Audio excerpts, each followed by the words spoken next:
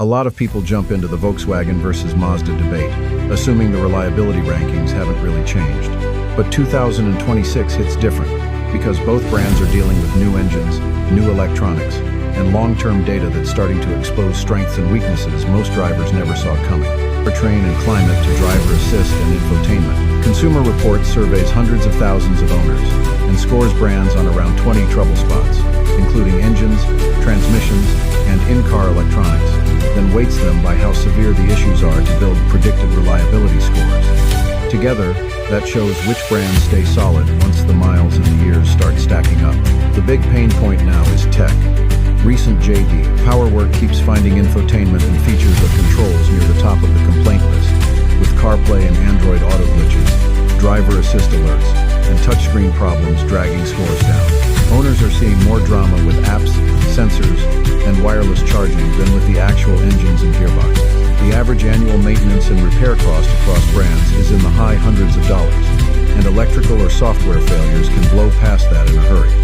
So, when I line up Volkswagen and Mazda, I am using that modern definition. Fewer issues, cheaper fixes, tech that behaves, and a record out to around 100,000 to 150,000 miles is what matters for real reliability in 2026.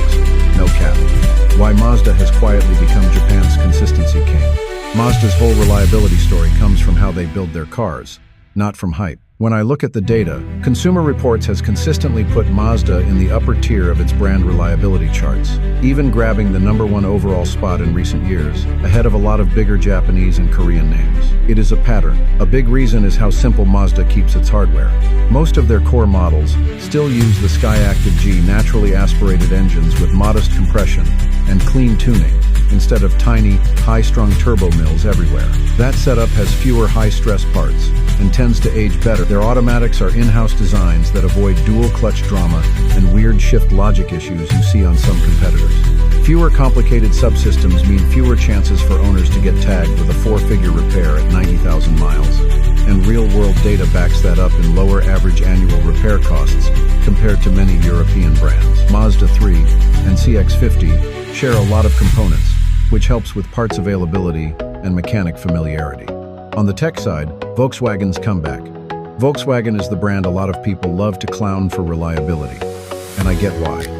For years in the US, owner surveys had VW sitting below the Japanese brands, with complaints about electrical issues, sensors, and weird transmission behavior. When I dig into the newer data, though, the picture in 2026 is more mixed than the old jokes make it sound.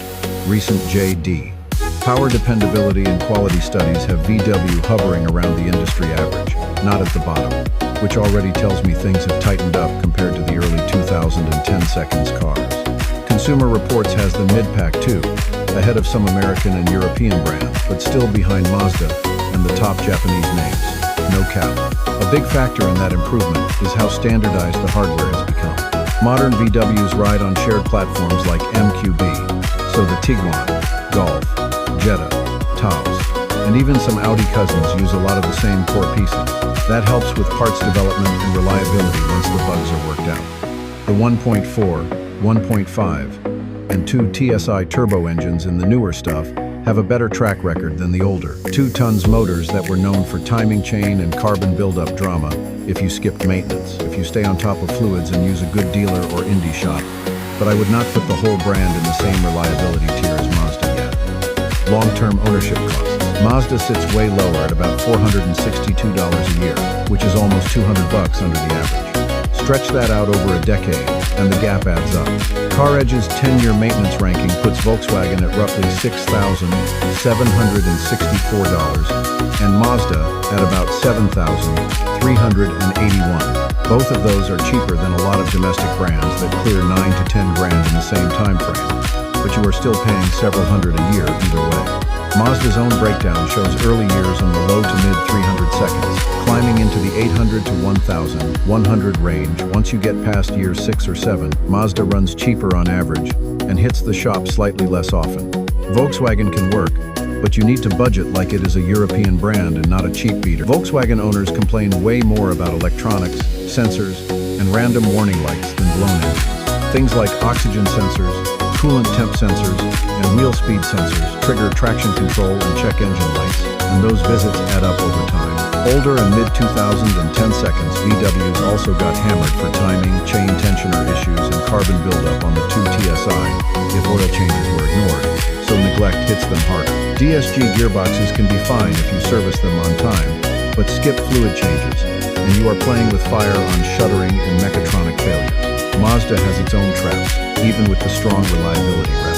Early Skyactiv engines had some reports of stretched timing chains if oil changes were abused, and the 2.5 turbo in the bigger Mazdas has seen isolated head and gasket issues when overheated or run low on coolant. Rust has been a long-standing complaint in snowbelt states on older Mazda 3 and CX-5 models, especially around wheel wells and underbody.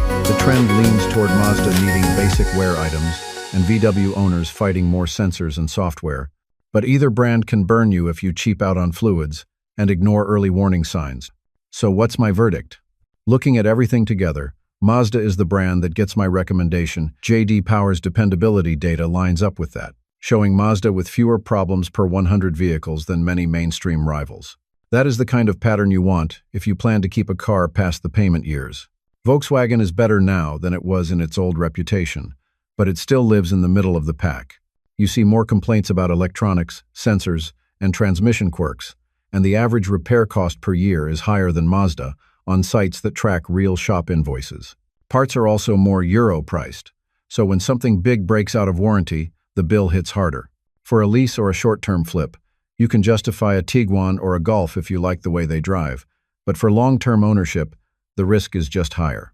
So, if the title is the only car brand to buy in 2026, and the metric is reliability, that crown goes to Mazda. Commuters, young families, people stacking 15,000 miles a year, even folks who hate going to the shop, are going to be better off in something like a CX-5, CX-30, Mazda 3, or CX-50.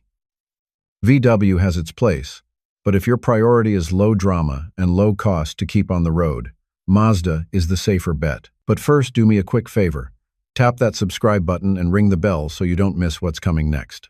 It ain't required, but those clicks keep this thing rolling and make it easier for me to keep dropping solid car content straight to your screen. Now let's get back into it. When I talk about reliability in 2026, I am talking about more than whether the car quits on the highway. I mean, how often does it need work, how serious those repairs are, and how much money you drop each year just to keep it moving.